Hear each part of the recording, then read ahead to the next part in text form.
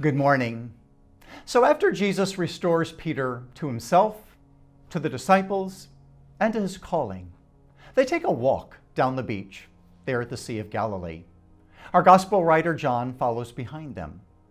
As they walk, Jesus lets Peter know that at the end of his earthly life, he will be crucified like Jesus was. Persecution would intensify against Christians, and many would be martyred for their faith. History records that all of the apostles, except for John, were martyred. As Jesus explains that they will stretch out his hands, that's a reference to crucifixion. He acknowledges that Peter will not want to go there. Well, no one in their right mind would want to go through such a horrific experience. Yet, it would happen to Peter, and Jesus wanted him to know that. He would also let him know that God would be glorified in his death. Well, that had to encourage him. Peter would live about 30 more years before that happened. So he lived and ministered knowing how his earthly life would end. No one really knows that exactly unless the Lord reveals it, as he did to Peter. So after Jesus tells Peter about it, Peter asks, what about him? Meaning John, the one who's following them. Now, Jesus' answer might take you back, or maybe not.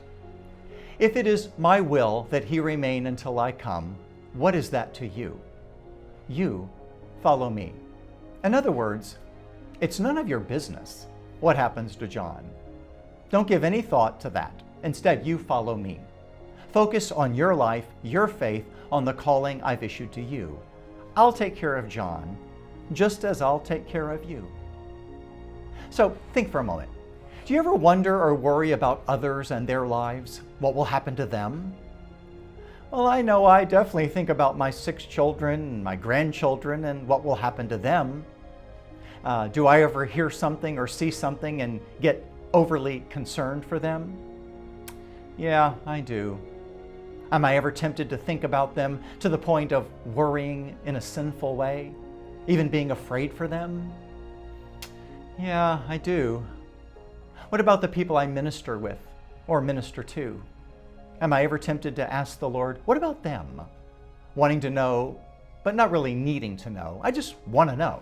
So I ask, and Jesus, who loves me, who loves us, does not want us giving our thoughts to those wonderings or sinful worries. He wants us to trust him for others as we trust him for our own lives. I can see why Peter is put in his place by Jesus. It was for Peter's benefit. He didn't need to be concerned for John, what would happen to John. He didn't need to know the future. So Jesus didn't tell him. Instead, he told him, Simon, you follow me. So, beloved, let's not ask about the future, but live in the present and make the most of it, the best of it. Let's leave others in God's hands. After all, he can handle anyone and everyone. Today's challenge: if there's anyone you're worried about, stop. Worrying about others is not a ministry, it's a sin. So don't worry about them. Instead, pray for them. Then release them to the Lord's wise and loving care.